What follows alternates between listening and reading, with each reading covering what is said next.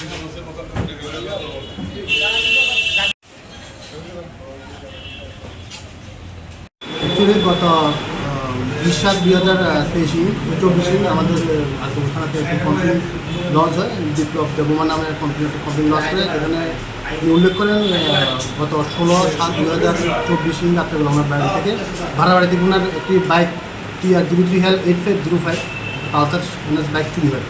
যথারীতি আমরা এই কেসে একটা কেস রেজিস্টার হয়। রেজিস্টার হওয়ার পরে এই কেসের যে মূল আসামি পিন্টু দাস, ভেটারান বাইক লিফটার দুর্গ শহরে, একে অ্যারেস্ট করা হয়। অ্যারেস্ট করার পর জিজ্ঞাসাবাদের পর জানা যায় যে সেই বাইকটি সোনামুড়া এনসি নগরের সেলিম মিয়া, বাবার নাম আবুল কালাম, কাছে বাইকটি বিক্রি করে।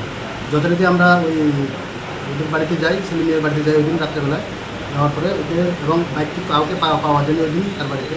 তারপর এলাকাবাসী এবং তার যে লোকাল গার্জিয়ান আছে, মা বাবাদের প্রেসার দিয়ে আমরা ওই বাইকটি ঢাকা থেকে আমরা গার্জিয়ান এবং এলাকাবাসীর মাধ্যমে উদ্ধার করি। উদ্ধার করার পর তার একটু ওনার যে বিপ্লব জমা তাকে হ্যান্ডওভার করা হয়। এরপর তার বাড়িতে অনেকবার রেড করা হয়, কিন্তু সে পুলিশের কাছ থেকে বাঁচার জন্য পালিয়ে থাকে। এবং সে একজন ভেটারান বাইক স্মাগলার, যে যত পুলিশ বাইকগুলো আছে ওর কাছে দেওয়া হয় এবং সেই বাইকগুলি সোনামুড়া এনসিনগরের এরিয়া দিয়ে বাংলাদেশে পাস করে।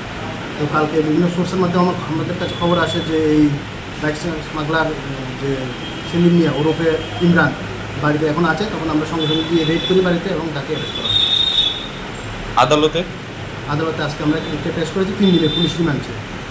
স্যার মামলা নাম্বারটা কত? মামলা নামটা হলো আর কি OPS case number 75/2024 IPC DNS.